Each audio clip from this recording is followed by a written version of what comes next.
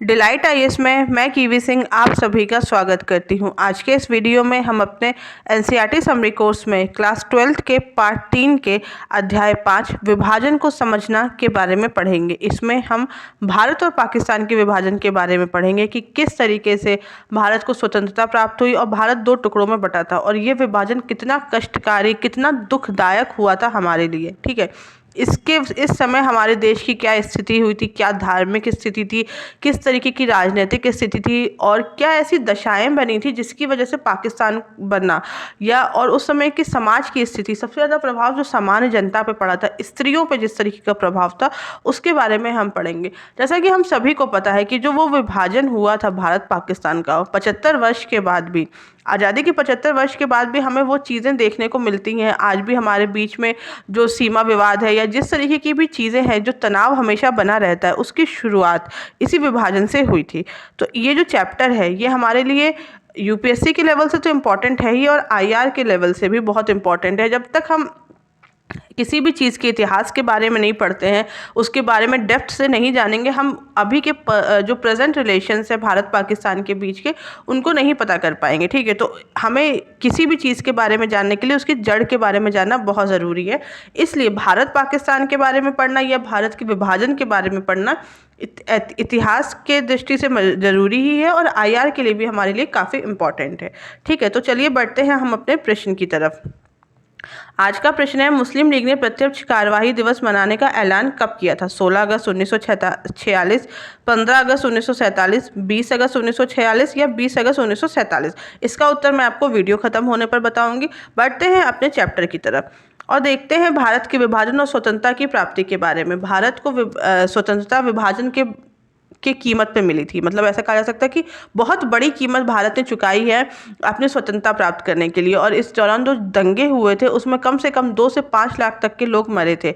और देश का बंटवारा एक ऐसी सांप्रदायिक राजनीति का बिंदु था जो 20वीं शताब्दी के प्रारंभिक दशक से शुरू हो गया था। मतलब अंग्रेजों द्वारा जो ये नीति शुरू की गई थी, मुसलमानों और हिंदुओं के बीच में भेदभाव या क्या बोलते हैं फूट डालो और राज करो की नीति, उसका ही ये असर है। ठीक है, 1909 में जब उन्होंने मुसलमानों के लिए पृथक चुनाव क्षेत्र का विकास किया और उसके बाद जब 1919 में उसका विस्तार किया, तभी सांप्रदायिक राजनीति का बहुत गहरा प्रभाव भारत पे पड़ा था। और सांप्रदायिक राजनीति क्या या सांप्रदायिकता क्या कहते हैं? जो 2 धार्मिक समुदायों के बीच में जो विरोध या झगड़े पैदा करते हैं, ऐसी राजनीति को सांप्रदायिकता कहते हैं। और इनकी यह कोशिश रहती है कि किसी एक धर्म की पहचान को मजबूत बनाया जाए। जो पृथक चुनाव की वजह से मुस्लिम विशेष क्षेत्रों में अपने प्रतिनिधि चुन सकते थे। इस व्यवस्था में राजनीतिकों को लालच रहता था और वह सामुदायिक नारों और धार्मिक सेंटिमेंट्स, मतलब लोगों के इमोशंस का फ़ायदा उठाते थे। ठीक है, और 20वीं शताब्दी में हम ये देखेंगे कि दोनों धर्मों के बीच में कुछ ऐसी घटनाएं हुई थी, दोनों के कुछ शरारती तत्व जैसे कहा जा सकता है ना, कि कुछ लोग ऐसे थे जिनकी वजह से कई ऐसी घटनाएं हुई और उनकी वजह से कई तनाव हुए थे। जैसे कि उन्होंने क्या किया था, मुसलमान की मस्जिद के सामने संगीत बजाया और ऐसे आर्य समाज की शुद्धि की कोशिश, और ये इस तरीके की जिस कोशिश की वजह से मुस्लिम जो समुदाय था वह काफ़ी ज़्यादा क्रोधित हो गया था। उसके बाद हम देखेंगे कि हिंदू समुदाय में उन्होंने कई बार ऐसा कहा कि तबलीग और तंजीम के विस्तार से ये लोग भी बहुत ज़्यादा उत्तेजित हो गए थे और सांप्रदायिक दंगे से सामुदायिक के बीच में जो फ़र्क थे वह काफ़ी गहरे होते चले गए।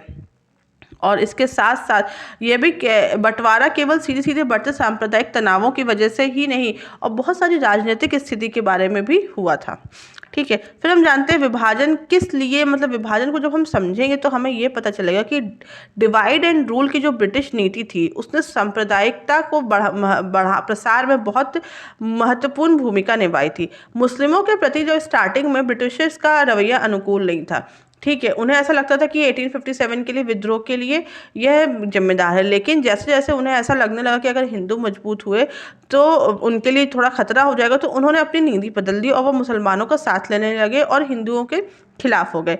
और जैसे बंगाल का विभाजन हुआ था, बंगाल का विभाजन एक तरीके से इस नीति की पहली शुरुआत थी। ठीक है, इस नीति की शुरुआत के द्वारा ही उन्होंने भारत में फूट डालो और राज करो की नीति की शुरुआत करी और उसके बाद यहाँ पर उन्होंने स्थिति बहुत ज़्यादा खराब हो गई थी। और विभाजन के बारे में हम कुछ ऐतिहासिक पृष्ठभूमि देखते हैं विभाजन की, तो इसमें कई ऐसी घटनाएं हैं जिन्होंने भारत और पाकिस्तान के विभाजन के लिए फ्यूल के तरीके कार्य किया है, चाहे वह प्रत्यक्ष हो या अप्रत्यक्ष हो। जैसे कि धर्म का राजनीतिकरण 1909 में प्रत्यक्ष चुनाव के साथ ही शुरू हो गया था। 1919 में भारत की औपनिवेशिक सरकार ने इसे और मजबूत किया। फिर हम देखेंगे सामुदायिक पहचानों ने अब विश्वास और में सरल संकेत नहीं दिया और वह समुदायों के बीच में सक्रिय विरोध और शत्रुता के कारण बन गए थे। 1920 और 1930 के दशक में सांप्रदायिक पहचानों को आगे बढ़ाया गया, जो कि संघी से पहले रजित रक्षा, गौरक्षा आंदोलन और आर्य समाज के शुद्धि आंदोलन द्वारा किया गया। इसके साथ साथ हम देखेंगे तबलीग और तंजीम के प्रसार से हिंदू नाराज हो गए थे और मध्य वर्ग के प्रचारक सांप्रदायिक कार्यकर्ताओं ने अपने समुदाय के भीतर अधिक एकजुटता बनाने और अन्य समुदायों के खिलाफ कई बार विरोध किया और इस तरीके से इन समुदायों के बीच में अंतर लगातार बढ़ता चला गया। फिर हम देखते हैं विभाजन के कारण में। विभाजन के कई कारण थे, ठीक है, जिनमें से आप सामने देख सकते थे कि मुस्लिम लीग की कुछ नीतियां ऐसी थी, जैसे कि मिस्टर जो उस समय के जो जिन्ना थे उन्होंने दो राष्ट्र की थ्योरी दी थी, मतलब हिंदू और मुसलमानों को अलग अलग संगठन राष्ट्रों का गठन करने पे उन्होंने ही डाला था। फिर दूसरा था अंग्रेजों की फूट डालो नीति, मॉन्टेमेले सुधार 1909 में अंग्रेजों द्वारा जो षड्यंत्र था। उसके साथ साथ हम देखेंगे कि जब 1909 में औपनिवेशिक सरकार द्वारा जो बनाए गए और 1919 में जब इनका निर्वाचन फिर से इसका विस्तार कर दिया, इसने भी बहुत बड़ा रोल निभाया है। इसके अलावा हिंदू मुसलमान जो संघर्ष हुए थे वह तो काफ़ी महत्वपूर्ण थे ही। फिर कांग्रेस के जो धर्मनिरपेक्ष और कट्टरपंथी बयानबाजी ने मुस्लिम जनता पर तो जीत हासिल की, लेकिन रूढ़िवादी और मुस्लिम अभिजात वर्ग को इसके लिए चिंतित कर दिया था। उपमहाद्वीप के मुस्लिम बहुल क्षेत्रों में हमें स्वायत्तता की मांग दिखती है और 23 मार्च 1940 को पाकिस्तान का प्रस्ताव पारित होता है। फिर हम देखते हैं 1937 के जो प्रांतीय चुनाव हुए थे और उसके क्या परिणाम हुए। 1937 में पहली बार प्रांतीय चुनाव हुए थे। इस चुनाव में कांग्रेस ने 5 प्रांतों में बहुमत हासिल किया और 11 में से 7 प्रांतों में अपनी सरकार बनाई थी। आरक्षित निर्वाचन क्षेत्रों में कांग्रेस ने बुरी तरीके से प्रदर्शन किया और यहाँ तक कि मुस्लिम लीग से भी उनका प्रदर्शन बहुत खराब था और आरक्षित क्षेत्रों में केवल कुछ सीटों पर इन्होंने कब्जा किया था। संयुक्त प्रांत यानी कि यूपी मुस्लिम लीग कांग्रेस का सरकार बनाना चाहती थी, लेकिन कांग्रेस ने इसे अस्वीकार कर दिया क्योंकि उनके पास पूर्ण बहुमत था। इस अस्वीकृति से लीग को यह विश्वास हो गया कि उन्हें राजनीतिक सत्ता कभी नहीं मिलेगी क्योंकि वह एक अल्पसंख्यक है और लीग का यह भी मानना था कि मुस्लिम पार्टी ही मुसलमानों का प्रतिनिधित्व कर सकती है और कांग्रेस एक हिंदू पार्टी है, इसलिए उनको उनके प्रतिनिधित्व का अधिकार नहीं है। 1930 के दशक में लीग का सामाजिक समर्थन काफ़ी कमज़ोर और छोटा था, इसलिए लीग ने सभी मुस्लिम बहुल क्षेत्रों में अपने सामाजिक समर्थन का विस्तार करने के लिए उत्साह से काम करना शुरू कर दिया। कांग्रेस और उसके मंत्रालय लीग के फैलाए हुए घृणा और संदेह का मुकाबला करने में विफल रहे और मुस्लिम जनता पे विजय पाने में कांग्रेस विफल रही थी और आरएसएस और हिंदू महासभा के विकास ने भी हिंदू और मुसलमानों के बीच में अंतर बढ़ाने में एक महत्वपूर्ण भूमिका निभाई थी। फिर हम जानते हैं पाकिस्तान के प्रस्ताव के बारे में। 23 मार्च 1940 को लीग ने एक प्रस्ताव पारित किया जिसमें उपमहाद्वीप के मुस्लिम बहुसंख्यक क्षेत्रों के लिए स्वायत्तता की मांग की थी। इस संकल्प में एक विभाजन है कि एक अलग राज्य का उल्लेख नहीं था। इससे पहले 1930 में उर्दू कवि मोहम्मद इकबाल ने उत्तर पश्चिम क्षेत्र के जो मुस्लिम बहुल क्षेत्र है उसमें एक बड़े संघ के भीतर एक स्वायत्त इकाई के रूप में इन्हें शामिल करने की बात की थी, लेकिन उस समय भी एक अलग देश की कल्पना नहीं की जा सकती थी। ठीक है, और विभाजन की मांग अचानक से क्यों हुई, अगर हम इसके बारे में देखेंगे तो मुस्लिम लीग का कोई भी नेता पाकिस्तान के बारे में स्पष्ट नहीं था। स्वायत्त क्षेत्र की मांग 1940 में की गई थी और 7 वर्षों के भीतर ही विभाजन हुआ और इसके बाद हम देखेंगे कि जिन्ना ने शुरुआत में पाकिस्तान को अंग्रेजों को कांग्रेस का रियायत देने और मुसलमान के लिए उपकार रोकने के लिए सौदेबाजी के रूप में देखा था। मतलब ये एक छोटा विचार था और एक अलग देश का नहीं, एक स्वायत्त क्षेत्र का विकास था, स्वायत्त क्षेत्र का विचार था, लेकिन धीरे धीरे बढ़ते बढ़ते ये एक अलग देश के विचार के रूप में बढ़ गया था। फिर हम देखते हैं कि विभाजन के दौरान ऐसी कौन सी महत्वपूर्ण घटनाएं हुई और बातचीत और चर्चा फिर से शुरू हुई विभाजन की। 1945 में ब्रिटिश कांग्रेस और मुस्लिम लीग के बीच में बातचीत शुरू हुई, लेकिन जिन्ना की काउंसिल के संसद सदस्यों ने वीटो के बारे में असंबद्ध मांगों के कारण चर्चा टूट गई। 1946 में फिर से प्रांतीय चुनाव हुए और इस चुनाव में कांग्रेस ने समान निर्वाचन क्षेत्र में प्रवेश किया और मुस्लिम लीग के वोटों का भी बहुत बड़ा हिस्सा जीतने में सफल रही। मुसलमानों के लिए आरक्षित सीटों पर भी लीग को शानदार सफलता मिली थी। इसने केंद्र की सभी 30 आरक्षित सीटों और प्रांतों की 509 सीटों में से 442 सीटें जीती थी। इसलिए 1946 में लीग ने खुद को मुस्लिम के बीच में एक प्रमुख पार्टी के रूप में स्थापित कर दिया था। फिर हम जानते हैं कैबिनेट मिशन के बारे में। ठीक है, कैबिनेट मिशन भारत में मार्च 1946 में आया था और भारत में किस लिए आया था? एक तरीके से उपयुक्त राजनीतिक ढांचा बनाने के लिए आया था। ठीक है, कैबिनेट मिशन ने भारत को 3 स्तरीय परिसंघों में एकजुट होने की सिफारिश की। इसने प्रांतीय विधानसभाओं को 3 भागों में बांटा था, हिंदू बहुमत वाले प्रांत और बी और सी में उत्तर पश्चिम और पूर्वोत्तर के जो मुस्लिम बहुल क्षेत्र थे वे थे। ठीक है, और उसके बाद कैबिनेट मिशन ने एक कमजोर केंद्र का प्रस्ताव दिया और प्रांतों को मध्यवर्ती स्तर के अधिकारियों और स्वयं की विधायिका स्थापित करने की शक्ति देने का प्रस्ताव दिया। प्रारंभ में सभी पक्ष सहमत थे, लेकिन बाद में लीग ने मांग की समूहन का अनिवार्य किया जाना शुरू किया और संघ से अलग होने का अधिकार दिया जाना चाहिए, इस बात पर उन्होंने मांग की। जबकि कांग्रेस ये चाहती थी कि प्रांतों को समूह में शामिल किया होने का अधिकार हो और इस मतभेद के कारण ये जो बातचीत थी वह टूट गई थी। और कांग्रेस को इस विफलता के बाद में ये पता चला कि विभाजन अपरिहार्य हो गया है और इससे दुखद कोई घटना नहीं हो सकती थी। लेकिन उत्तर पश्चिम प्रांत में महात्मा गांधी और खान अब्दुल गफ्फार खान ने विभाजन के विरोध करते रहे थे, लेकिन उसके बाद भी हमें ऐसी स्थिति नहीं दिखी कि विभाजन रुक सकता है। फिर हम देखेंगे 1946 में प्रांतीय चुनाव जिस तरीके से हुए थे। कैबिनेट मिशन हंसने के बाद मुस्लिम लीग ने अपनी पाकिस्तान की मांग को जीतने के लिए सीधी कार्रवाई का फैसला लिया। अतः 16 अगस्त 1946 को प्रत्यक्ष कार्यवाही दिवस के रूप में मनाते हैं, जिसमें शुरुआत में कलकत्ता में दंगे भड़क उठे और नोआखली, जो कि अब बांग्लादेश में, वहां से होते होते यह उत्तरी भारत के कई हिस्सों में फैल गए थे। मार्च 1947 में कांग्रेस ने 2 हिस्सों में पंजाब को विभाजन से स्वीकार किया, एक मुस्लिम बहुमत और दूसरा हिंदू सिख बहुमत वाला होगा। इसी तरीके से उन्होंने बंगाल का भी विभाजन स्वीकार किया था। फिर हम देखते हैं कि कानून व्यवस्था का क्या हश्र हुआ था। 1947 में बड़े पैमाने पर रक्तपात हुआ, देश की संरचना पूरी तरह से ध्वस्त हो गई और बहुत नुकसान हुआ था। ब्रिटिश अधिकारी निर्णय लेने में अनुक्षुक थे, वह यह नहीं जानते थे कि उनको स्थिति कैसे संभालनी और वह ये चाहते भी नहीं थे कि स्थिति संभले। वह बस भारत को छोड़ने की तैयारी में व्यस्त थे। गांधी जी को छोड़ के अन्य जो शीर्ष नेता थे वह आज़ादी के संबंध में बातचीत में लगे हुए थे और जो वहाँ के जो प्रभावित क्षेत्र, जो हिंसा संबंधी जो क्षेत्र है, वहाँ के सिविल सेवक अपने जीवन के लिए चिंतित थे। समस्या तब और ज़्यादा जटिल हो गई जब सैनिकों और पुलिस कर्मियों ने अपने पेशे को छोड़ के, मतलब अपना काम छोड़ के, वह धर्मनिरपेक्षता में मदद करने लगे और उन्होंने अन्य समुदायों पर हमला किया और अपने समुदायों के लोगों के लिए स्टैंड लेना शुरू कर दिया था।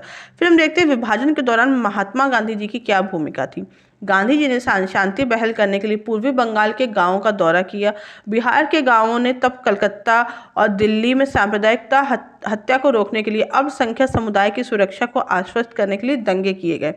पूर्वी बंगाल में उन्होंने हिंदुओं की सुरक्षा का आह्वान दिया, जबकि दिल्ली में उन्होंने हिंदुओं और सिखों से कहा कि वह मुसलमानों की रक्षा करें और आपसी विश्वास की भावना पैदा करने की कोशिश करी। फिर हम देखते हैं कि विभाजन के दौरान महिलाओं की क्या स्थिति थी। विभाजन के दौरान जो सबसे ज़्यादा जो कष्ट और नुकसान था वह महिलाओं को उठाना पड़ा था। महिलाओं का बलात्कार किया गया, अपहरण किया गया, उन्हें बेचा गया और अज्ञात परिस्थिति में उन्हें एक अजनबी के साथ नया जीवन बसाने के लिए मजबूर तक किया गया था। कुछ ने अपनी बदली हुई परिस्थिति को और अपने एक नए पारिवारिक बंधन को विकसित करना भी शुरू कर दिया था। भारत और पाकिस्तान दोनों की सरकार ने भावनाओं को समझने में कमी दिखाई और कभी कभी महिलाओं को अपने रिश्तेदारों से दूर भेज दिया। उन्होंने महिलाओं से कभी सलाह नहीं ली और फैसले लेने के अधिकार को नहीं आका। इसलिए जब पुरुषों को डर था कि उनकी महिलाएं, पत्नियां, बेटियां, बहनों को दुश्मन द्वारा मतलब कष्ट दिया जाएगा या प्रॉब्लम हो जाएगी, तो उन्होंने अपनी महिलाओं को मार दिया। रावलपिंडी में एक ऐसी घटना हुई थी जिसमें 90 सिख महिलाएं स्वेच्छा से बाहरी लोगों से अपनी रक्षा के लिए कुएं में कूद गई थी। इन घटनाओं को शहादत के रूप में देखा गया और यह माना गया कि उस समय के पुरुषों को महिलाओं के निर्णय का साहसपूर्वक स्वीकार करना पड़ा था और उन्होंने कुछ मामले में तो खुद को मारने के लिए भी मना लिया था। फिर हम देखेंगे विभाजन में क्षेत्रीय विविधता। विभाजन में एक नरसंहार हुआ, हजारों लोगों की जान गई। मतलब जो ये जो टाइम पीरियड था ना, आप इमेजिन नहीं कर सकते कि उस समय हमारे भारत की और जो स्थिति थी कितनी बुरी थी। मतलब इतने लोगों की जान गई थी, इतनी तरीके से नरसंहार हुआ था। मतलब एक तरीके से खून की नदियाँ जिस तरीके से कहा जाए ना, उस तरीके से स्थिति आ गई थी। पंजाब में पाकिस्तानी पक्ष से भारतीय पक्ष के लिए हिंदू और सिख आबादी का एक बड़ा विस्थापन और भारतीय पक्ष से पंजाबी मुसलमानों के लिए एक पाकिस्तान की तरफ विस्थापन जा रहा था। पंजाब में लोगों का विस्थापन बहुत ही कष्टदायक था। उनकी संपत्तियां लूट दी गई, महिलाओं को मार दिया गया, उनका अपहरण कर लिया गया और बड़े पैमाने पर नरसंहार हुआ था। बंगाल में लोग छिद्रपूर्ण सीमा से पार करके चले गए। पीड़ित पंजाब की तुलना में बंगाल में कम केंद्रित और उत्तेजित लोग थे। मतलब वहाँ पे उतना नहीं हुआ था जितनी स्थिति पंजाब की खराब थी। हुई थी स्थिति वहाँ भी खराब थी। जब देखा जाए तो जब जो दंगे की शुरुआत हुई थी वह बंगाल से ही हुई थी, लेकिन उसके बावजूद हमें ऐसा देखने को मिलता है कि जो पंजाब की स्थिति थी वो बहुत ज़्यादा खराब होती चली गई थी। बंगाल में और हिंदू मुसलमान की आबादी में कुल विस्थापन भी नहीं हुआ था। ठीक है। उत्तर प्रदेश, बिहार, मध्य प्रदेश और हैदराबाद के कुछ मुस्लिम परिवार भी 1950 और 1960 की शुरुआत में पाकिस्तान चले गए थे। जिन्ना ने धर्म के आधार पर दो राज्यों का सिद्धांत दिया था, वह विफल हो गया जब पूर्वी बंगाल ने पश्चिमी पाकिस्तान से अलग कर दिया गया और 1971 में से बांग्लादेश के रूप में एक स्वतंत्र देश बनाया गया था। पंजाब और बंगाल के राज्यों में बहुत सारी समानता थी। महिलाओं और लड़कियों का जो उत्पीड़न किया गया था वह उन्हें प्रमुख निशाना बनाया गया और हमलावर ने विजय प्राप्त करने के लिए महिलाओं का मतलब जो होता है ना, जो महिलाओं को ही केंद्रित किया गया था और इन समुदायों में महिलाओं को बहुत हतोत्साहित किया जा रहा था। फिर हम देखते हैं मदद, मानवता या सद्भावना। उस समय की क्या स्थिति थी इन चीज़ों के मामले में, मतलब किस तरीके से मानवता उस समय थी।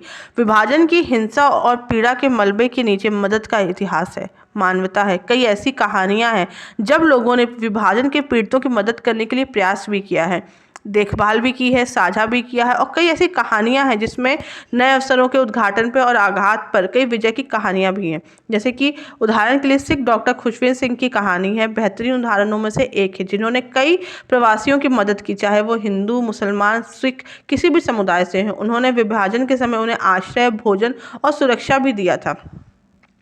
फिर हम आते हैं मौखिक गवाही और इतिहास पर।